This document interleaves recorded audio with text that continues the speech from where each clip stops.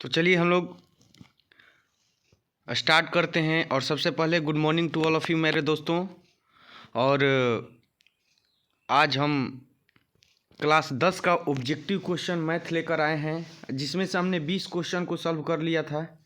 और आज हम लोग स्टार्ट करेंगे कितने क्वेश्चन, तो 5 क्वेश्चन और को देखेंगे। और ये वास्तविक संख्या से है। वास्तविक संख्या में जितने क्वेश्चन हैं, अगर रिलेटेड इस तरीके से अगर आता है क्वेश्चन, तो आप लोग एग्जाम में अच्छे तरीके से सॉल्व कर पाएंगे, टिक कर पाएंगे। तो चलिए स्टार्ट करते हुए, देरी न करते हुए। तो अगर मेरे चैनल पर आप नए हैं तो मेरे चैनल को सब्सक्राइब कर ले। चलिए 21 नंबर क्वेश्चन बोल रहा है, निम्नलिखित में कौन परिमेय संख्या है। इसमें पूछा है कि कौन परिमेय संख्या है। तो चलिए शुरू से स्टार्ट करते हैं। ए नंबर ऑप्शन में दिया है रूट में 3, और बी में दिया है 2√2 बटा में √2, सी में दिया है 4 प्लस √5, और डी में दिया है रूट में 6। तो √3 तो ऐसे ही देखने पे पता चल रहा है कि ये अपरिमेय संख्या है। और सी में देखिए 4 प्लस √5 एक अपरिमेय संख्या और एक परिमेय संख्या, तो ये अपरिमेय ही होगा, इसलिए ये भी गलत हो जाएगा, ये भी गलत हो जाएगा। डी में देखिए रूट में 6, इसका भी गुणनखंड करेंगे तो 2 गुणे 3, 2 3 6, ये भी रूट से बाहर नहीं आ पाएगा, तो ये भी हमारा गलत हो जाएगा। और सही आंसर जो बच गया ऑप्शन नंबर बी हमारा सही है, क्योंकि √2 और √2 कट जाएगा तो केवल 2 बचेगा। 2 हमारा क्या है, परिमेय संख्या है। ठीक है, तो ये हमारा सही हो जाएगा। चलिए नेक्स्ट क्वेश्चन 22 नंबर क्वेश्चन देख लेते हैं। अगर इस तरीके का क्वेश्चन आता है तो अब आसानी से सॉल्व कर सकते हैं। दो क्रमिक का मतलब लगातार सम संख्याओं का HCF होगा। 2 गो लगातार सम संख्या रहेगा, सम माने जो 2 से पूरा कट जाए उसका HCF होगा। HCF माने मौस जो मिल जाए। तो अगर बताइए 2 गो हम क्रमिक सम संख्या लेते हैं, एक 2 ये ले लेते हैं, एक 4, तो अगर भाग देंगे तो ये कट जाएगा 2 बार में, तो इसका मौसा कितना आया, कितना आया है, 2 आया है। कितना आया है, 2 आया है। तो ऑप्शन यहाँ पे देख ले। अब तो ऑप्शन नंबर ए में दिया है 1, बी में दिया है 2, सी में दिया है 3, डी में दिया है 5। अगर मान लीजिए कि एक और ले लेते हैं संख्या, जैसे कि हम ले लेते हैं यहाँ पे 4 ले ले और 8 ले ले, तो शुरू वाला से ये कट जाएगा। जैसे ही इसमें भाग देंगे तो ये कट जाएगा, 4 दूना के 8।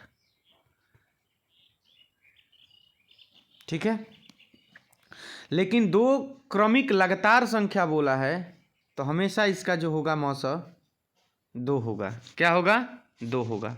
चलिए 23 नंबर क्वेश्चन को देख लेते हैं। 23 नंबर क्वेश्चन बोला है, किसी धनात्मक पूर्णांक a तथा b के लिए ab का मौसा गुणे ab का लौसा निम्न में से किसके बराबर है। तो हम लोग पहले ही फॉर्मूला जानते हैं, जब ये चैप्टर पढ़े होंगे, तब पहला नंबर गुणे दूसरा नंबर बराबर होता है HCF गुणे एलसीएम। यानी 2 संख्या जो रहेगी उसको भी हम लोग गुणा करेंगे, और HCF और एलसीएम जो आएगा वो दोनों भी बराबर हो जाएगा। तो यहाँ पे मौसा और लौसा दे दिया है, तो कह रहा है किसके बराबर होगा, तो a गुणे बी।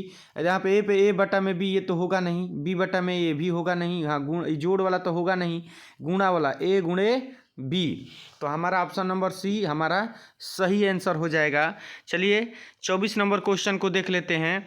24 नंबर क्वेश्चन क्या दिया हुआ है कि यूक्लिड विभाजन एल्गोरिथ्म 2 धनात्मक पूर्णांकों के निम्न में किसे प्रकलित करने का तकनीक है। तो यूक्लिड विभाजन हम लोग जब भी निकाले हैं, तो ऑप्शन देख लीजिए। पहले ए में दिया है लॉसा, बी में दिया है मौसा, सी में दिया है भागफल, और डी में दिया है शेषफल। तो जब भी हम लोग निकाले हैं यूक्लिड विभाजन एल्गोरिथ्म का बात करते हैं, तो हमेशा मौसा ही निकालते हैं, इसलिए बी हमारा सही आंसर हो जाएगा, मौसा। ठीक है, यूक्लिड विभाजन एल्गोरिथ्म से 2 धनात्मक पूर्णांकों का हम लोग क्या निकालते हैं, तो मौसा निकालते हैं। ठीक है, चलिए नेक्स्ट क्वेश्चन। और ये तो मोस्ट इम्पोर्टेंट क्वेश्चन है, रिपीट कर देता है, बार बार क्वेश्चन दे भी देता है कि पाई है। तो पाई है, ऑप्शन नंबर ए में दिया है परिमेय, बी में अपरिमेय, सी में पूर्ण संख्या, डी में इनमें से कोई नहीं। इसका जो सही आंसर है, पाई को हमेशा याद रख लीजिएगा, हमेशा ये अपरिमेय संख्या होगी, और यही सही आंसर है। आप जब भी मारिए तो इसी संख्या को मारिए, अपरिमेय संख्या जहाँ भी लिखा रहे उस पर टिक कर दीजिए। तो पाई का मान ऐसे अगर बात करें तो 22/7, और एक और होता है 3.14। लेकिन कहने का मतलब कि पाई जब भी होगा तो अपरिमेय संख्या ही होगा। ठीक है, तो तो इस तरीके से 5 क्वेश्चन कहीं रहने देते हैं। मिलते हैं नेक्स्ट वीडियो में। अगर मेरे चैनल पर नए हैं तो मेरे चैनल को सब्सक्राइब कर लें। धन्यवाद।